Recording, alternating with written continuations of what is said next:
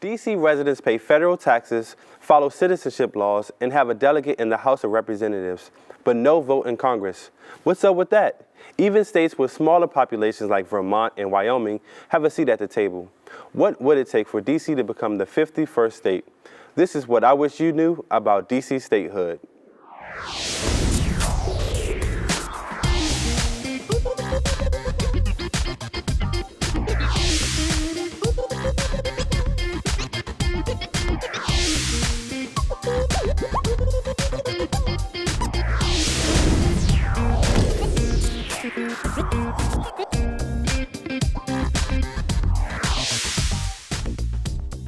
Hi, I'm Tori Cooper.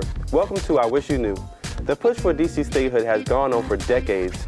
Among newcomers and those who have been here for generations, it seems to be the one thing most residents in the city agree on. No voting representation for its more than 600,000 citizens is simply unfair. So what will it take for DC to become the 51st state? Here to tell us what they wish you knew are Yasmin Arrington. Hey guys, it's Byron. Adam. Also joining us today is youth advocate and native Washingtonian Markus Batchelor. Representing the Great Ward 8, Markus is the youngest official to ever be elected to the DC State Board of Education and is also one of the city's former youth mayors. His passion for equity and closing the opportunity gap has been evident since the beginning of his community work at the age of 15. Markus, thanks for being with us today. Absolutely. We'll hear more from Markus in a moment. But first, Mayor Muriel Bowser and her administration are leading the way in the push to create New Columbia. Through her efforts and that of the DC Statehood Committee, DC residents voted on referendum to make DC the 51st state.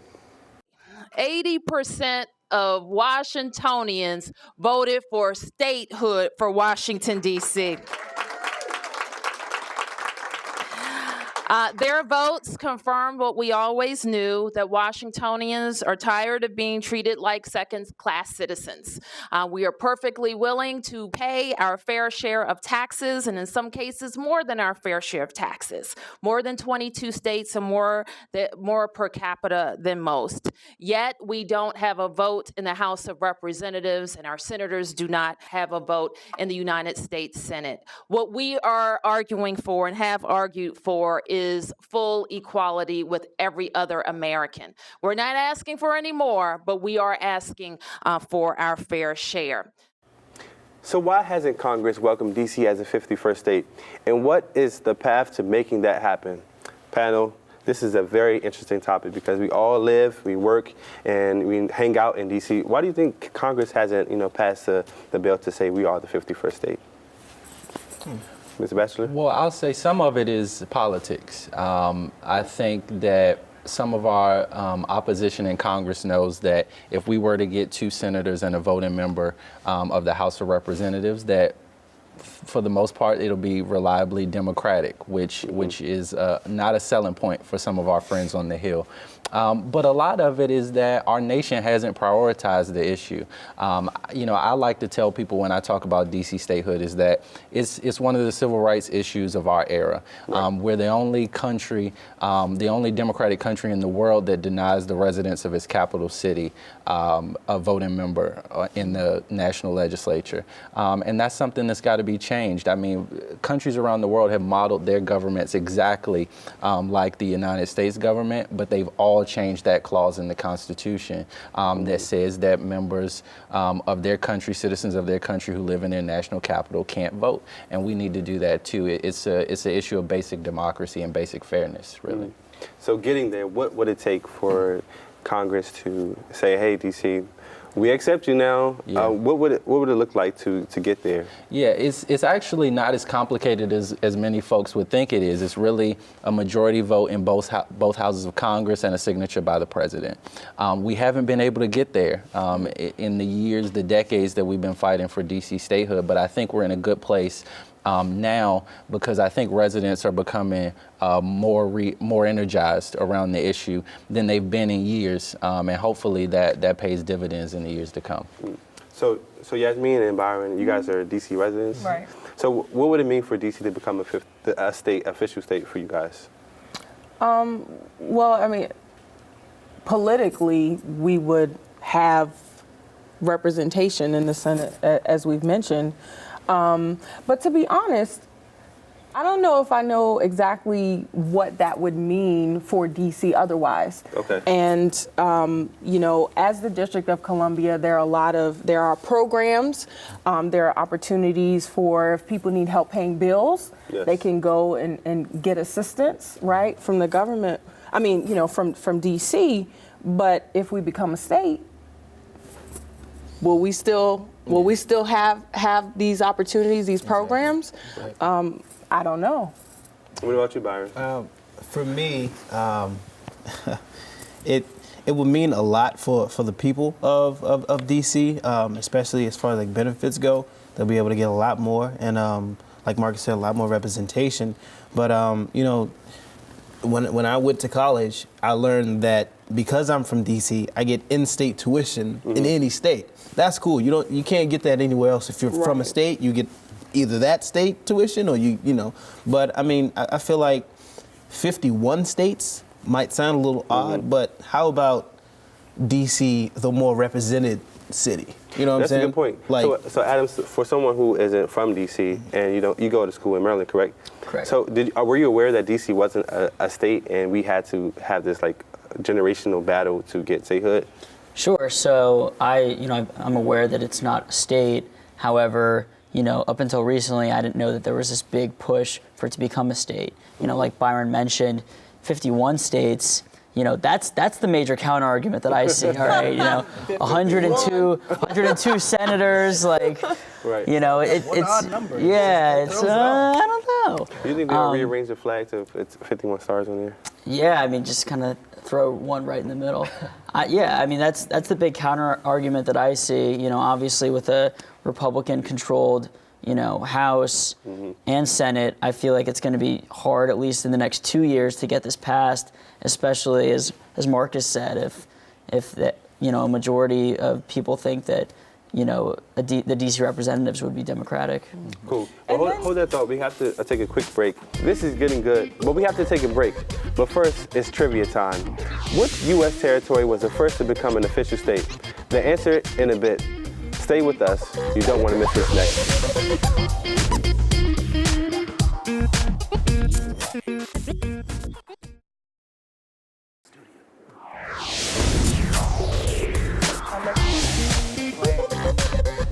So I'll do the read and I come to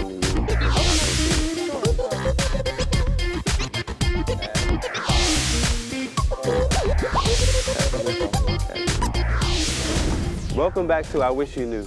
So before we left, we talked about fairness and the flag and everything. Yasmin, you had a comment? Yeah, so, you know, this is not a new issue.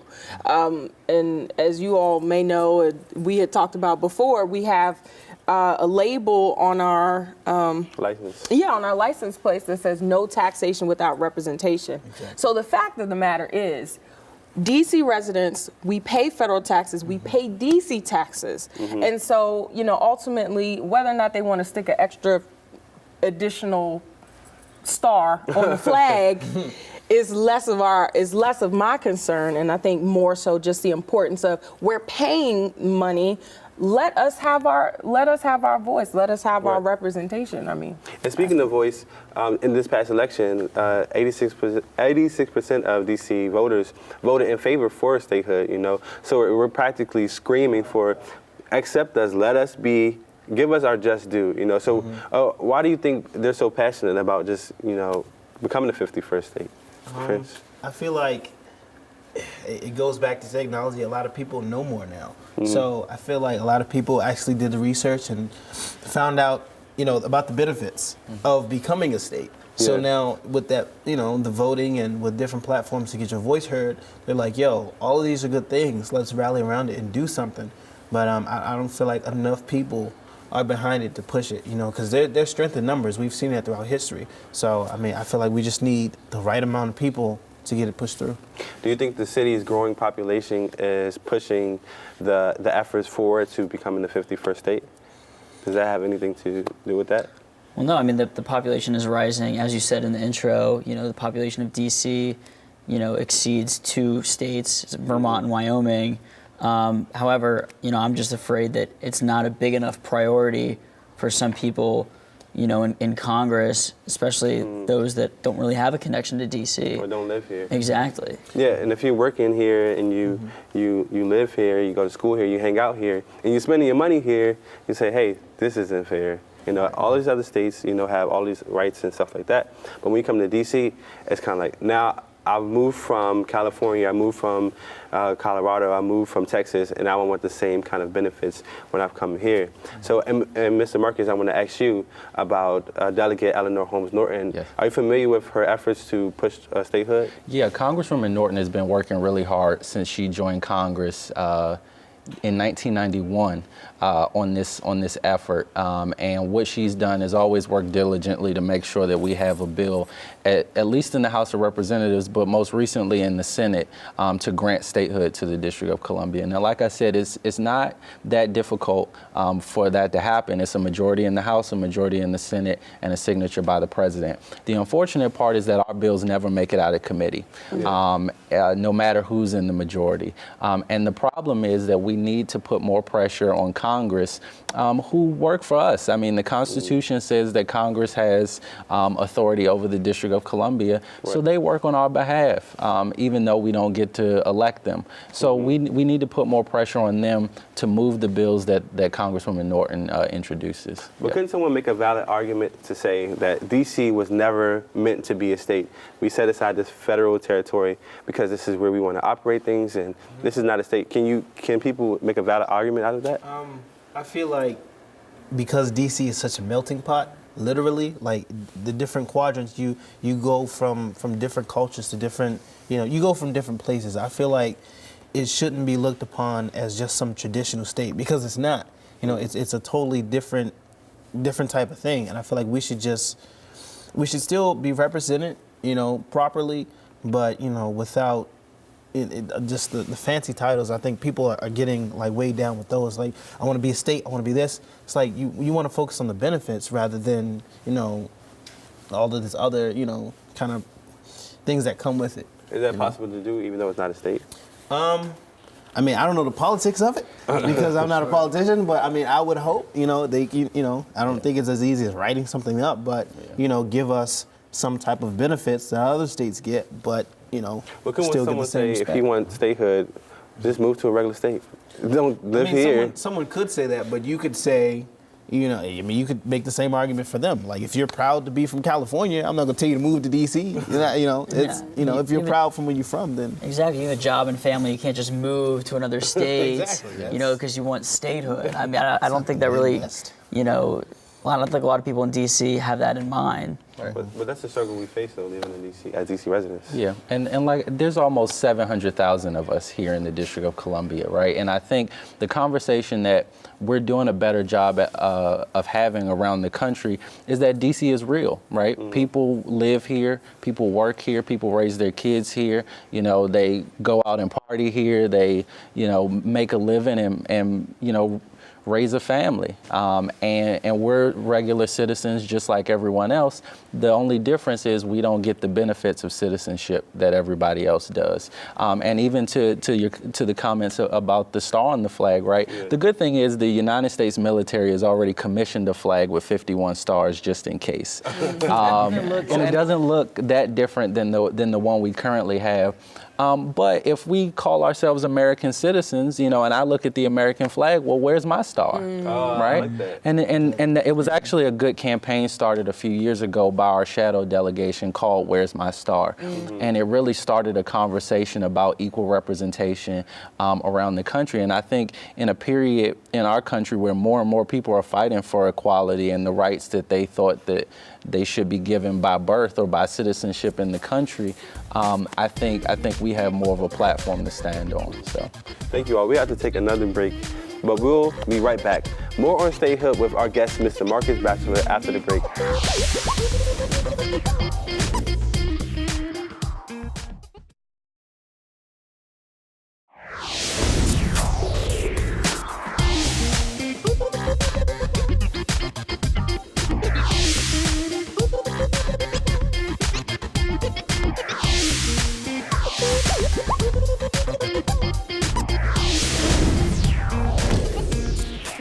Welcome back and thanks for staying with us. So before we left, we talked about I Want My Star and having a sense of patriotism. But honestly, as millennials, do we really care about DC being a state? Is that something that's on our minds every day or something? Me personally, it's not one of the things that keeps me up at night, and I do have a daughter, so I know what I'm talking about.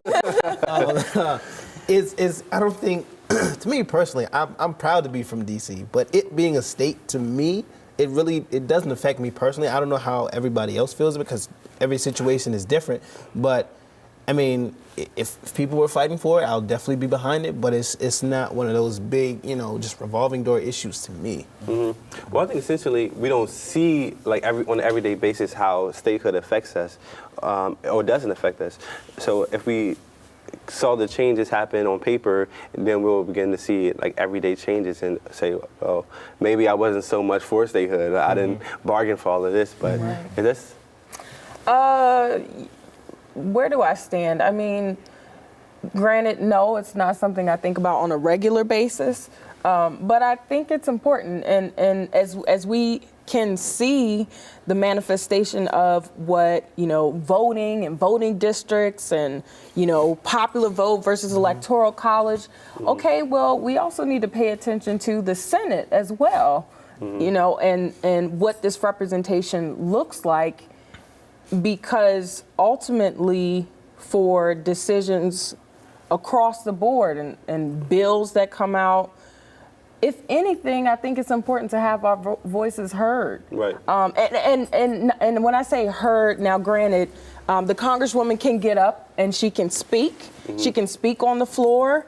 But in terms of a vote that counts, that is counted, that matters, it's way overdue. It's way overdue.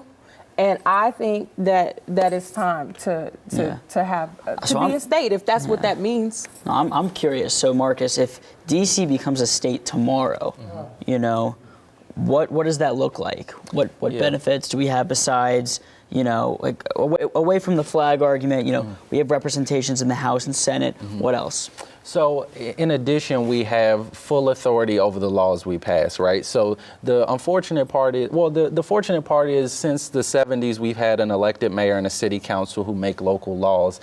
The unfortunate caveat to that is that all the bills that pass through the city council have to be sent to Congress for a 30-day review period. And if congressmen from Maryland or Tennessee or California disagree, they can overturn those laws. And it's happened before, and it'll likely happen again. And I think when it comes to kind of millennials caring about this issue, a lot of folks don't care about issues until it slaps them in the face, right? A lot of folks outside of the South didn't care about what was going on in the South during the Civil Rights Movement until they saw dogs and hoses on television, right?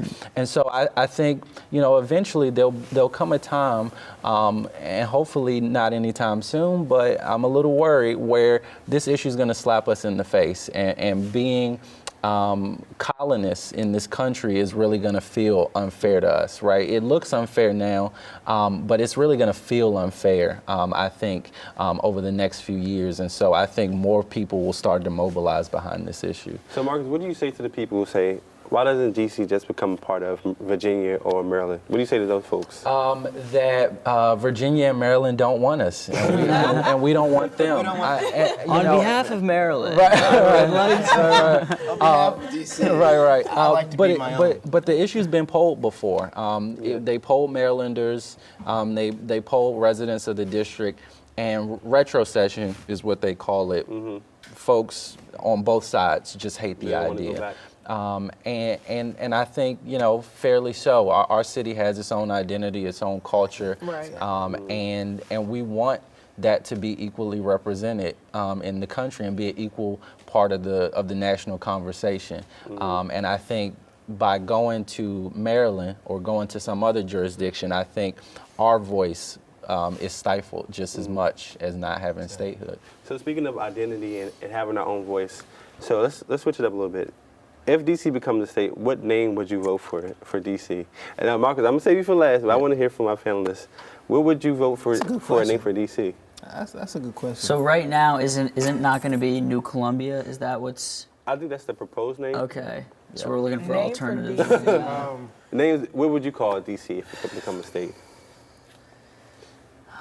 I was thinking something about John Wall. I mean, I'm just like, I'm trying. Walltown. Walltown, yeah. Obviously, nothing with the Wizard name Town. Redskins. That's just Wizard Town, Wizard Nation. Town. I don't know. Wizard Nation. I don't want to think about it because I don't want it to happen. But, I mean, it's, Washingtonia. What? Washington, You mean yeah. Washington D.C.? yeah, just leave it at D. Because DC is already confusing enough for the other people who aren't from here. We're 4 different quadrants in one. If you go to 15th Street Northeast and you meant to go to 15th Street, let's say Northwest, yeah, you're in the wrong place. Like, you gotta. It's already confusing enough. Just leave it as just leave it as is. We're gonna call this DC, Southeast, North, whatever. Just leave it, and DC. New Columbia and all those other names are crazy. Yeah, I think the new proposed name or updated proposed name is now the City of Washington Douglas Commonwealth, named after Frederick Douglass. The good thing is we would be the first state in the country named after an African American, which would be really cool. I would vote for Douglas Commonwealth because then our acronym would remain DC, and we could still say we were from DC, nice. right? Like so that kind of solves all of that confusion that could happen, especially if we became New Columbia. We couldn't take NC. So, so I think that solves some of it. So I would vote for Douglas Commonwealth, and Frederick Douglass's home is in Ward 8. So. Solid. Oh, yeah. Perfect. Yeah. So thank you, Mr. Batchelor. Thank you, panelists, for joining us today for this healthy discussion. That's all the time we have for this edition of I Wish You Knew. Before we go, panel, did you guess the answer to our quick trivia question? It's Delaware. Delaware, that's correct. The first official state is Delaware. Delaware entered the Union December 7, 1787. Thanks for watching. We'll see you next time on I Wish You Knew.